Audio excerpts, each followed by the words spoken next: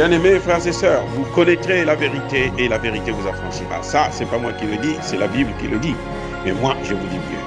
Vous connaîtrez la vérité historique, notamment celle de vos ancêtres kémites, et vous aurez une vision globale de ce que c'est que la vraie souveraineté politique. J'ajoute, vous reviendrez à la spiritualité africaine ancestrale et vous comprendrez les enjeux de l'indépendance économique. Et pour terminer, vous accepterez votre identité culturelle kémite et vous obtiendrez deux choses. La première, c'est la paix. La seconde, c'est le développement, à une condition. L'unité de toute l'Afrique noire, l'unité de tous les Noirs du monde entier. Otep à tous. Bienvenue sur la chaîne des panafricanistes par essence, par conviction et par excellence. Celle des citoyens kémites par nécessité et obligation de combat. Nous sommes une chaîne qui n'est guidée que par nos ancêtres et rien que par les ancêtres qui appartiennent à l'égrégore du monde noir. Par conséquent, nous ne croyons en aucun Dieu venu de l'étranger. Toutefois, cette vidéo n'est aucunement destinée à inciter à la haine ou à la violence, car nous menons un combat qui est d'abord et avant tout spirituel, intellectuel et démocratique. Ensuite, il est politique, géopolitique et géostratégique contre l'impérialisme, le colonialisme, le néocolonialisme et l'endocolonat, qui sont tous qualifiés de crimes contre l'humanité. Nous menons ce combat sur la base du principe fondamental que nous avons hérité de nos ancêtres kémites, qui est celui de la Mahat, c'est-à-dire solidarité, vérité et justice.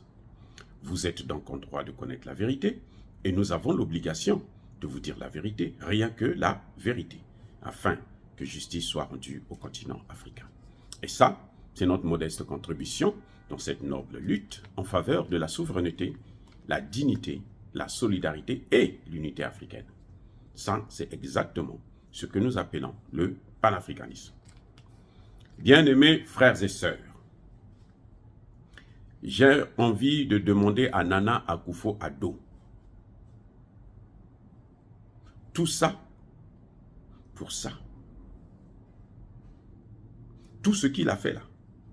Vous le savez très bien, nous en avons parlé déjà dans une de nos vidéos, où on disait que Nana Akufo-Addo est allé à Washington, il a payé le billet, il a loué un avion avec toute sa délégation pour aller à Washington, aller rencontrer Anthony Blinken pour lui dire que le Burkina Faso a fait venir Wagner au nord du Ghana, de l'autre côté bien sûr, et que Wagner a reçu le permis d'exploitation d'un gisement d'or qui se trouve au Burkina.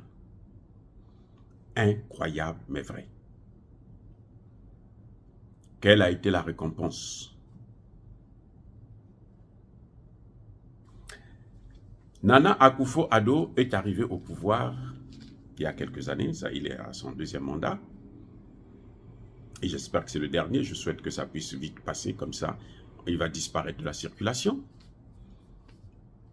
L'inflation dans son pays était à peine à 17%.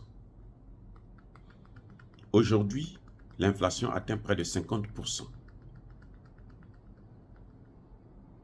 Les Ghanéens n'arrivent plus à vivre. Il a accumulé la dette, au point où la dette du Ghana est à 117% du PIB. Et des experts disent que toutes les conditions sont réunies pour qu'il y ait encore un coup d'État comme à l'époque de Jerry Rawlings. Toutes les conditions sont réunies. Donc il a ramené, vous voyez, il a ramené le pays dans les années 80, au début des années 80. Quand Jerry Rawlings avait pris le pouvoir, pour mettre l'ordre, pour arranger la situation. Parce que quand il est venu là, au pouvoir, le Ghana était prêt à avoir même une usine de fabrication de tanks à courte portée. Il est venu saboter tout ça. Le pays souffre, le pays est endetté. Il vous fait croire que c'est à cause du Covid. Mais le Covid là a frappé tous les pays du monde. Il n'y a aucun pays qui a échappé à ça. Non, c'est à cause de sa mauvaise gestion. Et vous savez, quand vous suivez la politique française, la politique occidentale, vous êtes en train de vous attirer les malédictions. Attendez, je reprends. Chaque fois que vous êtes avec les Occidentaux, là, vous vous attirez les malédictions. Surtout maintenant où, aujourd'hui, il est prouvé. Les Français, dans les milieux autorisés, ils en parlent. Emmanuel Macron a perdu la tête, il est devenu fou. Ce que j'ai dit dans ma vidéo dernière, là, ce n'est pas la rigolade. Hein. Dans le milieu, les gens sont en train de demander, les experts, les milieux autorisés, là, ils demandent à ce que on puisse faire le bilan de santé d'Emmanuel Macron. Donc, quand vous le suivez là, quelqu'un qui est malade comme ça, il peut vous contaminer. Et les grands hommes de cette planète ne veulent plus s'approcher de lui. Poutine refuse même de lui parler. Les Chinois, Xi Jinping, refusent de le rencontrer. Imaginez la suite. Bref, le Ghana a côtoyé tous ces gens, ces monstres, et aujourd'hui, il est en train de payer le prix. Il a quitté Accra pour venir jusqu'à Washington, pleurnicher devant Anthony Blinken, qui lui-même est le grand patron du M23 au Congo démocratique. C'est ça que nous avons maintenant comme information. Et vous savez, la récompense, tout ça pourquoi? Il va recevoir en juin prochain la conférence des Nations Unies pour la paix. Mais de quel pays il parle? De quel pays ils vont venir parler quand ce sont eux, les Nations Unies, qui ont amené l'instabilité dans le Sahel via l'OTAN? C'est les Nations Unies. Il y a eu une résolution des Nations Unies prise par les pays occidentaux pour détruire la Libye. Enfin, elle avait été mal interprétée, mais il y a quand même un élément des Nations Unies, une résolution qui demandait à ce qu'ils puissent organiser la protection de Benghazi.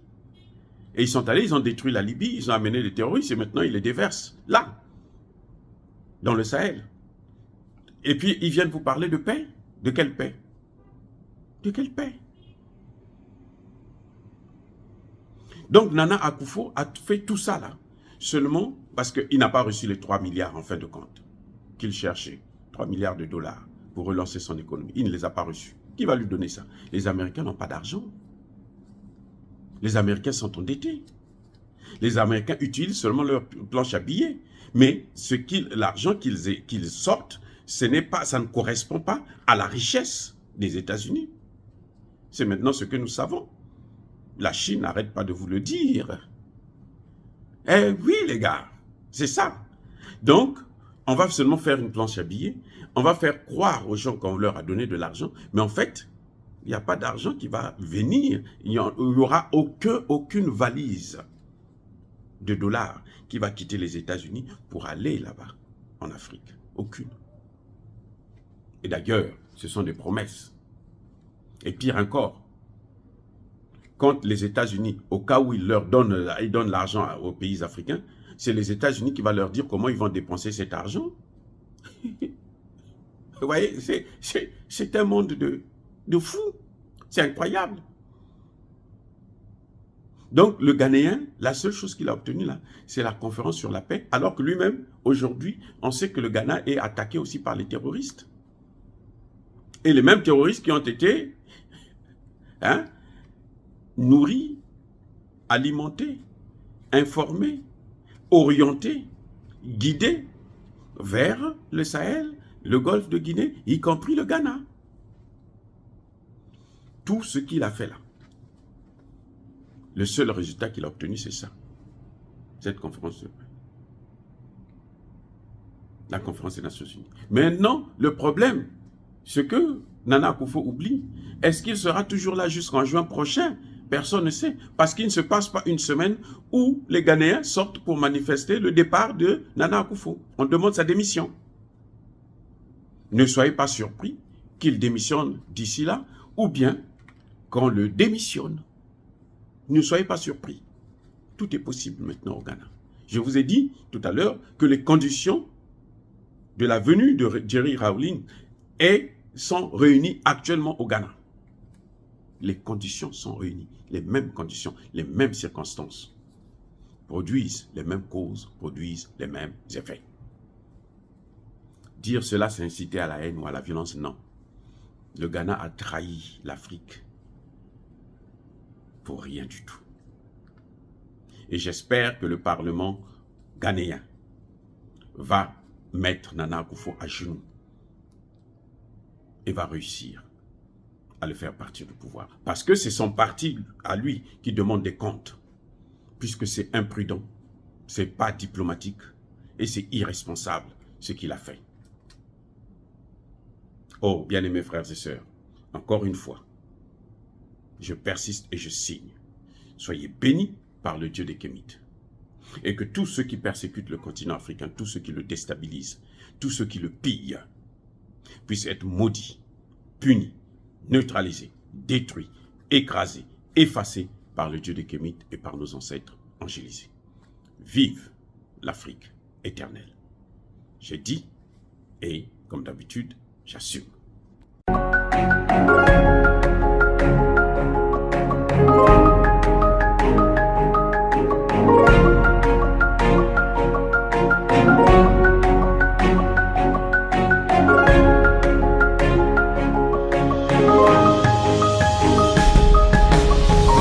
Eux, ils marchent par la foi et non par la vue. Mais moi, je vous conseille vivement de marcher par la connaissance scientifique et historique, notamment celle de nos ancêtres kémites, par les 5 sens et par l'intelligence. À vous, à Pierre.